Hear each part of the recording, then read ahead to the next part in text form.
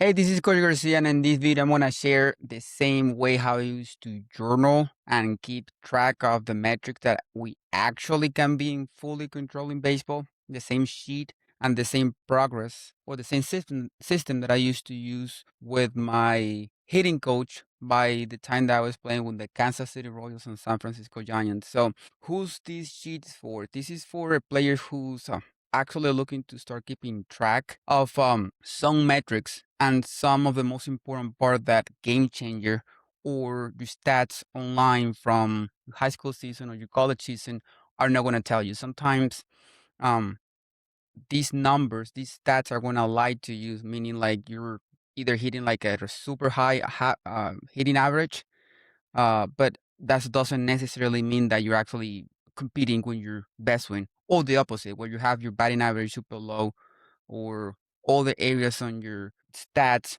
are telling you that you're being super productive at the plate, but you're not necessarily um, in competing when your best when, like I said, my hitting coach used to tell me it's never as good as you think. Sometimes you just can get away with the with being lucky with hitting the balls and finding some holes. It's never as good as you think. It's never as bad as you think. Sometimes you can be doing everything under your control, the way how you prepare yourself, having a great swing, having a great contact, but still not get the outcome that you're looking for. That's the main reason why I create this sheet for the guys who I work with, and it's the same process that I follow when I was playing professional baseball. So the first thing that I'm gonna share with you guys, it's gonna be what you're gonna get in the sheet.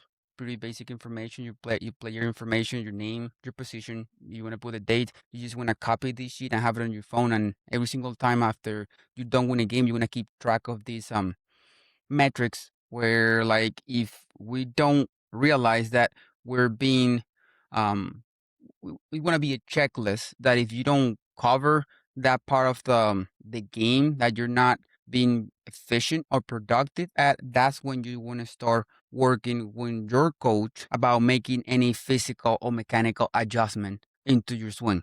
But we don't want to make any feeling decisions where, like, oh, I feel like I can't hit the ball well, or I feel that I can't hit a curveball, or I feel I can't hit when runner scoring position, or I don't feel I can hit on games. Well, this sheet is going to help you to actually, after um, your tournaments in a weekend, after a week of your high school season, are it's going to help you to, like, okay, I think, like, based on like the data that I track and I journal using this sheet, I can make more um, informational decision that can help me to make, any changes into my swing, mechanical and physical changes, like working with a different stance, working with a different style whatsoever, is going to help you to just take a better decision. That's pretty much like the rule of my hitting coach that I used to have. Like, if you don't check these boxes first, we're not working with your swing. We have to stick with it and trust it. The timing mechanic focus. This is something that I share with my players a lot, and my coach used to share with me too as well. Like, most of the players who I work with, I always told them, like, hitting, it's probably 80% of being consistent when you're timing. It's not gonna happen very often, but we need to have some sort of a window where we still early, we still can get away with it, or we still late, or the time where our bat is getting into the strike zone, it's gonna help us um, to be able to, like, increase this window and have adjustability at the plate. So, did I start my low when the pitcher broke their hands? Yes or no? You can just go here and just, like, okay, I did it. You don't even have to take a note or anything. You just, like, is that the way how I was building my time base off? As soon as you see the pitcher separating and taking the ball off the glove, that's what I did in my professional baseball career. That's what my coach used to tell me. How consistent was my timing from 1 to 10? 10 being great, 1 being like it was really bad. You can just, answer that question yourself, or just take like a quick note right next to it. And the next one is going to be notes on timing adjustments. Like, let's say I was late this weekend because the guys were throwing pretty hard and I was thinking to hit the ball up the middle, for example, and I was still late. Well, I have to change my uh, target. Target mean, like, if I'm trying to hit the ball up the middle, I'm gonna try to hit it to the left field now to make sure that I catch the ball up front. If I'm still a bit late, now again, I'm gonna stay in the bigger part of the field, more or less. how you want to be slowly switching a plan and adjusting your approach at the plate without touching your mechanics as much. This is probably the most important part, like the scoreboard, where you want to keep track of every single game. And something that my coaches used to ask me, you won't be able to see this, especially at the youth level. Maybe when you playing professionally, after like you playing a full season, meaning like you play A ball all the way up to the big league, you will be able to have some access to these data depending on the level, of course. Um, but the youth level, rookie level, like you don't want to have as much access to these things, so you have to make sure like you make this a habit after a game. Where, for example, in this one, um, score game one, right? How many hard contact did I get? I get one out of I don't know, four bats, for example. I have to make sure that I put it right next to it. Um, Situational hitting. The most important one, runner on third base with less than two outs. Sometimes because we hit a ground ball to the shortstop and the infield is playing back, the guy scored and we think it was a bad swing. That's your job. We don't get paid by just getting hits. Especially nowadays, average it's overrated. We have to make sure that we're productive at the plate, all like in a holistic type of like approach where we can produce runs and not just hit for average. You guys, if you don't believe me, watch the big leagues right now. Who are the guys who are making the most money? Of course, average is super important. Don't get me wrong, but as a coach, I value more a guy who can be productive and being consistent, taking quality at bats, executing depending on the situation that he's competing with runner in scoring position, hitting behind of the runner, um, hit and run, two strike approach, so many different situations that you might have. Another important thing to keep track of course, your strikeouts. You can see it on your game changer. You know, this is pretty important track to keep in mind of. If we're striking out a lot, obviously they have to be something that we have to change either mentally or physically with your mechanics. Going back to the bad pitch selection, how how many pitches did I truly think that I swung out of the strike zone?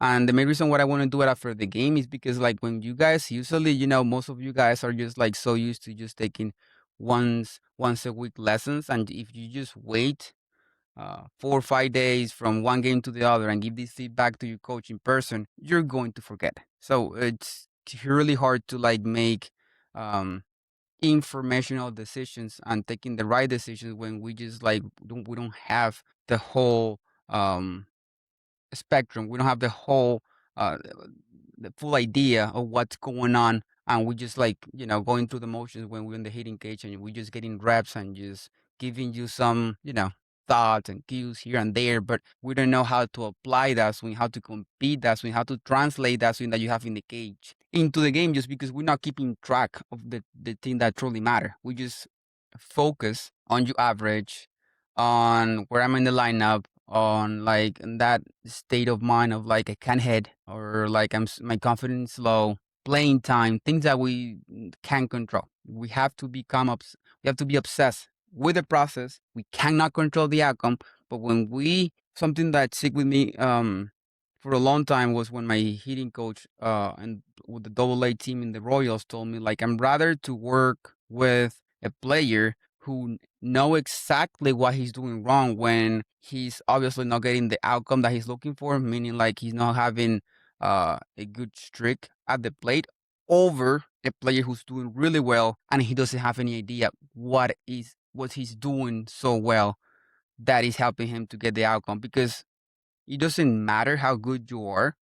At some point, everyone knows your hitting always have its ups and downs.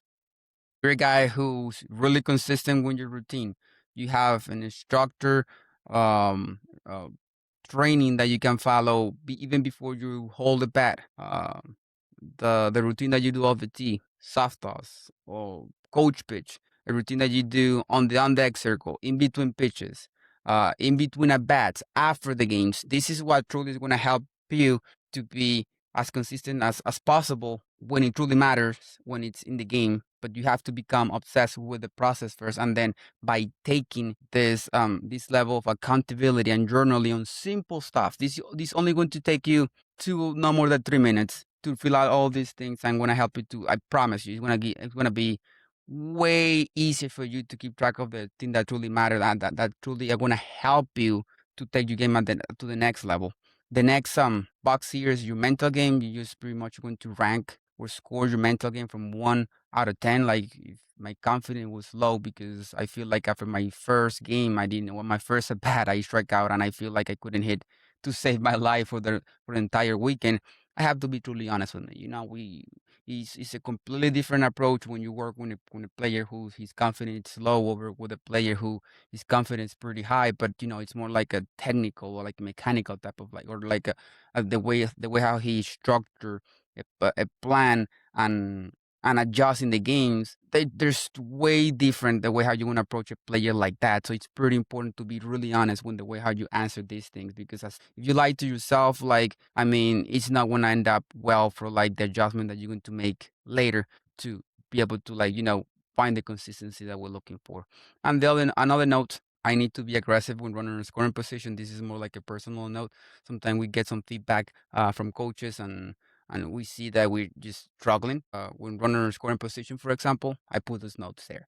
I'm constantly behind of the count. I put those notes there. I'm missing too many breaking balls or swinging on every single breaking ball on the dirt. I'm putting the notes there. That's why we're gonna help you to actually when you go back when your coach and when you check in with him, you're gonna be able to be a better player and give you more information on the thing that you truly need to work with. The next one, video analysis, videos that you record today. Can't stress enough like how important it is for like nowadays for you to learn how to um record and break down your swing on your own over just like waiting for a coach to help you to do it, and then just waiting for somebody to come and help you. I mean, that's what I do for my players, but I'm it's way more valuable for you guys to learn how to do it yourself. And then when we come and we meet and we start like discussing like what truly is the real problem, we both have a different we both on the same page, because you actually take a look at it and you're like, I think I'm doing this, I think I'm doing that, let me just share that with my hitting coach, with Carlos, whoever your hitting coach is, and it's gonna be so much easier, I promise, to make decisions on your hitting. Key observation, that's some of the notes that you take from the video analysis of yourself. Observations are going to be on your own. You also can take some notes from the one that your hitting coach is giving to you, but it's way easier to just go back to those notes and just take a look at it before the game start, before your next practice, so you can just have a plan even before you step into the plate. There is comparison to a pro model, like for example, Acuna. You can choose any player in the big league that you feel, that you're gonna be or you're gonna look like 5 years from now, 2 years from now, 3 years from now. Please don't just choose somebody who's like, I don't know, a completely different type of human being like you are. Like if you're 160 pounds and you wanna just be like and you're comparing your swing with Aaron Judge, and I don't have anything against Aaron Judge. Obviously, he's a great player, but we have to be a little bit more realistic to see what kind of player we want to be when we grow up, when we go to college. And it's gonna be way easier to find better options that wanna match the type of player that you are. Areas of improvement. Area number one, for example, mental game. You can do this on your own.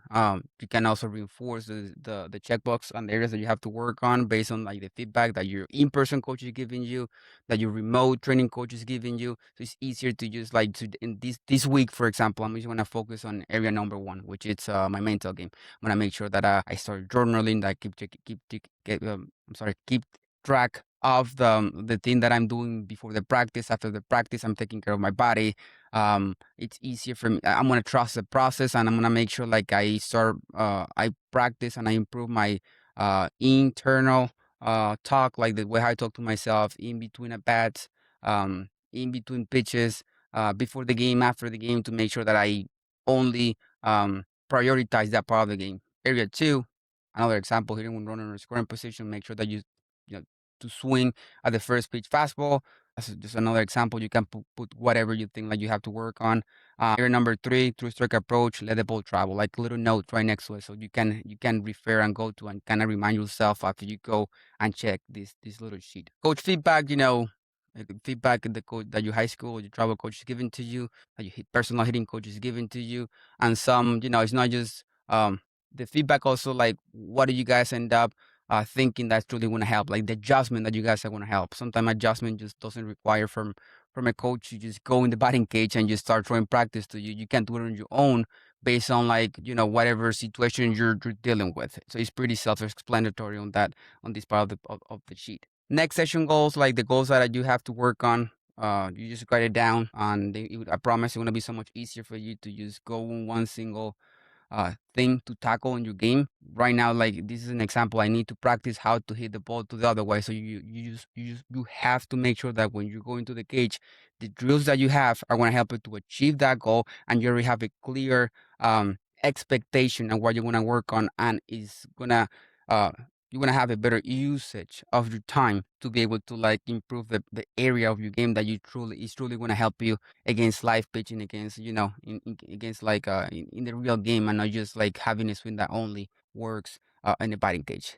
The last thing is gonna be keep remember to keep track your time and consistency by focusing um, on when you start your load relatively to the pitcher's glove break. This is the key timing trigger that separates good hitters from great ones. You can just put any notes there. That's one that I put personally, because that's where I see that most hitters have a problem with when to start their swing, and their timing is often inconsistent. Is inconsistent. So just a quick reminder for all the guys who I work with. Again, you can take this and apply it on your own. Hopefully it works. If you feel like you need somebody to help you apply this and make sure like you're doing it the right way and save so much time without, like, just doing it wrong, and following some people are trying to help you without actually being there and done it. I'm gonna leave a link here where you can just, like, book a free 30 minutes call with me, where you can just watch your video and do a quick breakdown, and I'll give you my perspective, and I'll give you a plan that you can execute by yourself and start seeing improvement on your game right away after that call. Thank you so much for watching this video. I'll talk to you in the next one.